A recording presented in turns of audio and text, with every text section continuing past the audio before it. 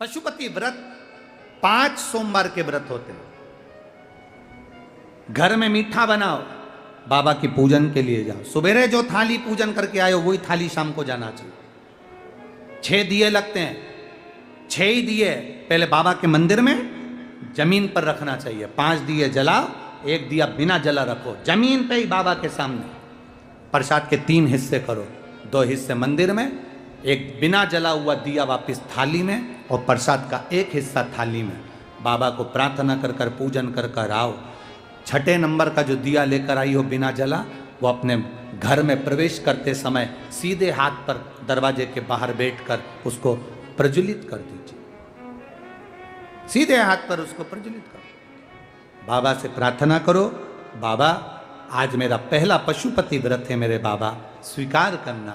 मन में कामना लेकर व्रत करा है बाबा, तो सबकी झोलियां भरता है दातार, मेरी भी भरना। बाबा से प्रार्थना।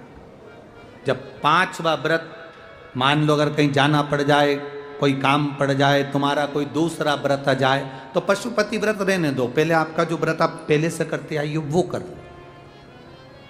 5वां व्रत हो 108 फूल की पंखड़ी, चावल का दाना, जो तुम बाबा को समर्पित कर सकती हो वो बाबा को समर्पित कर कर प्रसाद के वही 3 हिस्से, 6 दिए और 1 श्रीफल भेंट मंदिर में समर्पित करके दिया लेके वापिस आओ।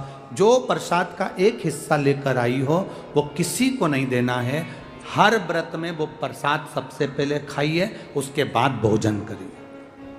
पहले प्रसाद खाना है, उसके बाद भोजन करिए। पशुपति व्रत को नियम से धारण करो। एक बार अगर व्रत कर लो तो 2-3 महीना रुको, एकदम लगे लगाए व्रत ना करिए। 3 महीना रुक के पहले बाबा आपकी झोली भर दें, फिर दूसरी बार करिए। अगर कोई त्रुटि हो जाए तीसरी बार करिए, बाबा सुनेगा जरूर।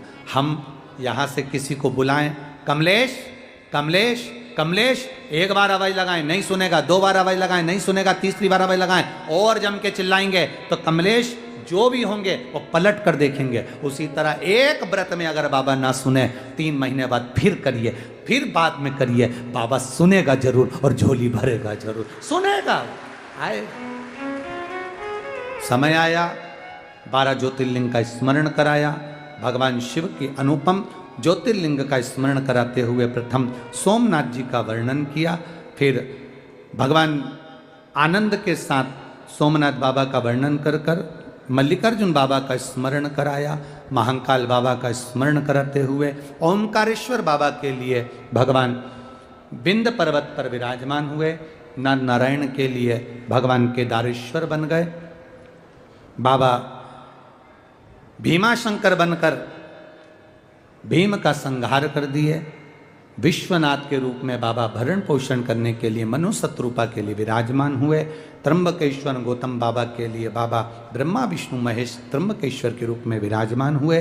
बाबा वैद्यनाथ भगवान रावण के शिवलिंग को भगवान भूमि पर विराजित होने पर विराजित हुए। नागेश्वर दारुक नाम के राक्षस का संहार बाबा करे हैं। आगे वर्णन आया है श्री रामेश्वरम का। राम जी ने लंका पर चढ़ाई करने से पहले भगवान शिव की आराधना करी, विराजमान हुए। आगे वर्णन आया है फिर कृष्णेश्वर का।